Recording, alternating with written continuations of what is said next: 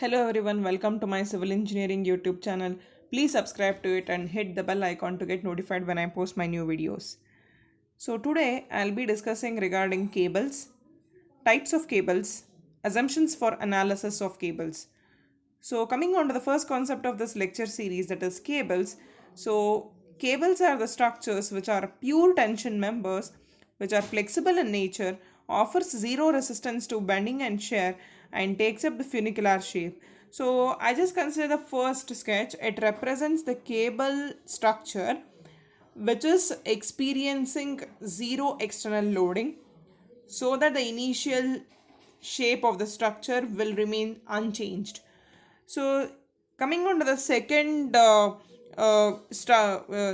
second diagram, here in case of second sketch, the cable is subjected to the external load of magnitude equal to P. So as and when it is experienced to the external loading, it will be having some moment. The shape of the bending moment will takes the shape of the deflected portion, so that the shape will remains as that of the bending moment shape. So that is called as funicular nature. So in general, cable is a flexible structural component that offers zero resistance when zero resistance to bending or shear. So it is the structure which is only supported with that of the tensile loading. So it is a structure which is only supported to the tensile loading, and during the analysis of the cables, the weight of the cable is neglected, so that we can assume that it is flexible and inextensible. So due to the flexibility nature of the cables, it does not offer any resistance to shear and bending. So next concept is that types of cables. So basically there will be two types of cables. So first one is suspension type of cable, and second one is the straight type of cable.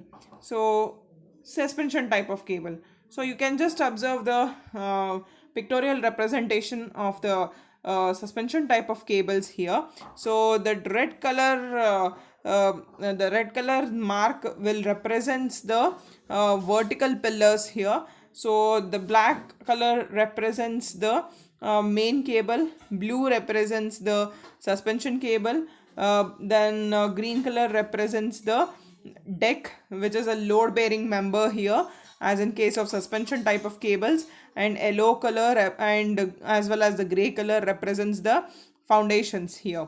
So again, suspension, before going to the suspension type of cable, I'll just talk about a few words regarding the suspension bridges here.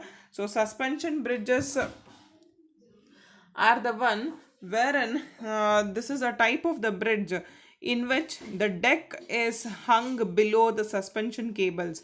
So here you can just observe that this is a type of the bridge wherein the deck is hung below the suspension cables on the vertical pillars. So and then suspension cables are the cables wherein it is passing freely through the towers, through which the loads are transferred through the anchorages at each end.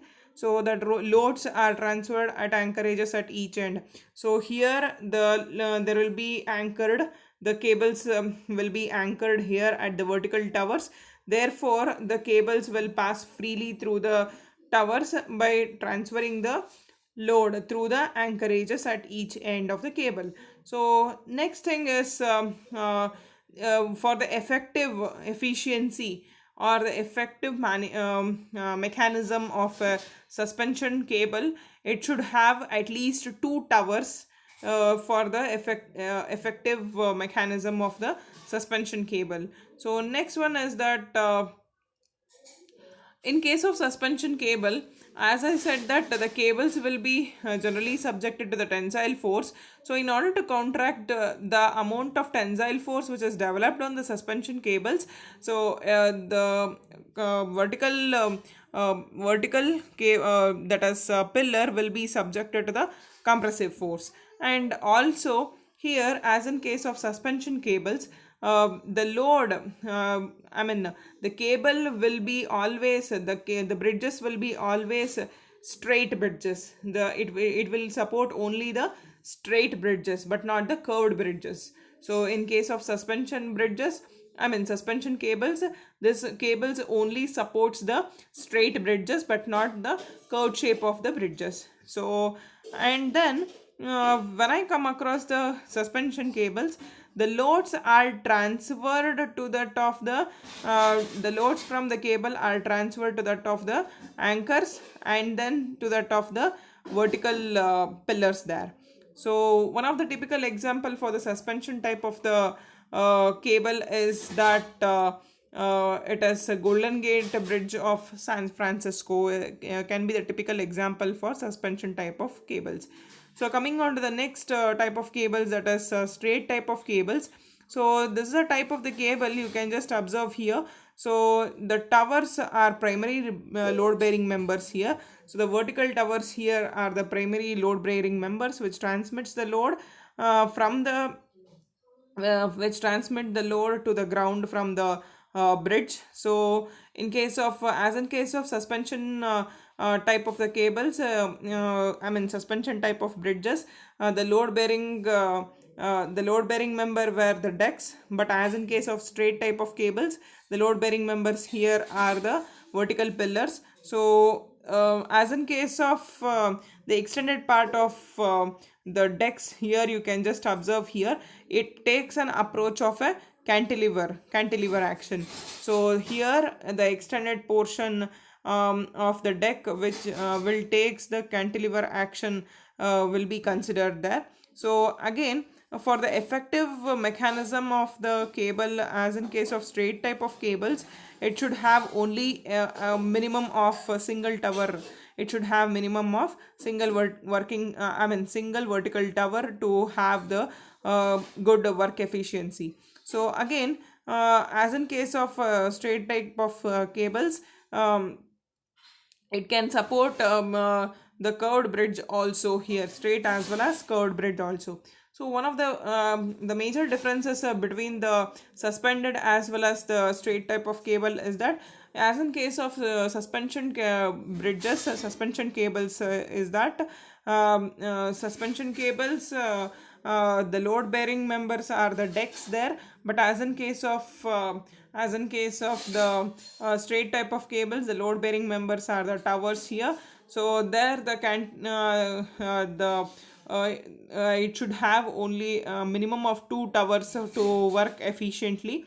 So but as in case of straight type of cables, it should have a single vertical tower for the for the good working efficiency. So as in case of suspension type of the cables, it should support the straight bridges, but as in case of straight type of cables, it can support the curved bridge as well as straight bridge also.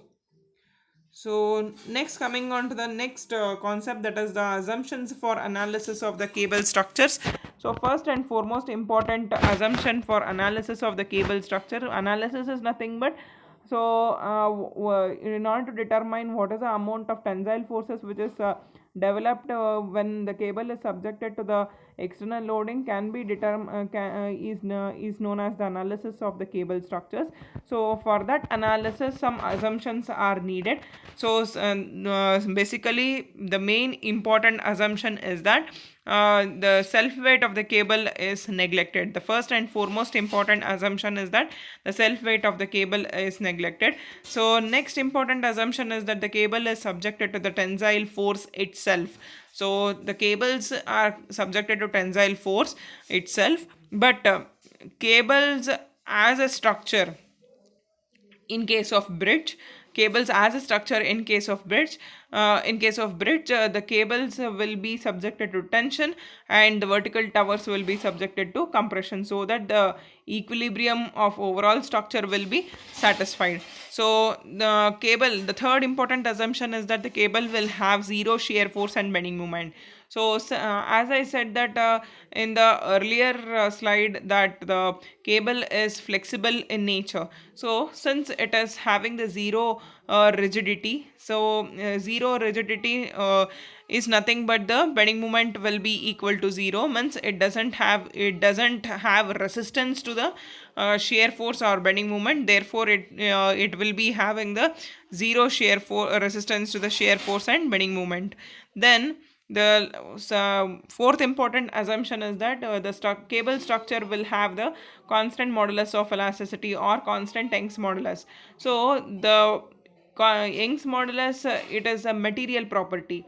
So it is nothing but a constant modulus of elasticity is nothing but, so suppose a cable is constructed with a single material, then throughout the bridge it will be having the same modulus of elasticity, since the material will remain same. So the cables will be having same material throughout. It will not be having any of the composite materials, because the Young's modulus for a composite material will be varied. Therefore the cable structure will be having the single material. It will be made of single material, so that it will be having constant modulus of elasticity throughout.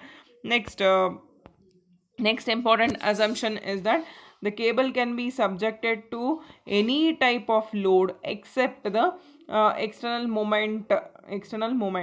So as in case of cable, it will be subjected to either point load UDL or UVL, but it will not be subjected to any of the external moment. Why it is not subjected to external moment? Because as I said here in the third point, that it will be having zero shear force and bending moment, means it will be having zero resistance to shear force and bending moment, since it is having the negligible amount of rigidity. Therefore it cannot resist the external moment.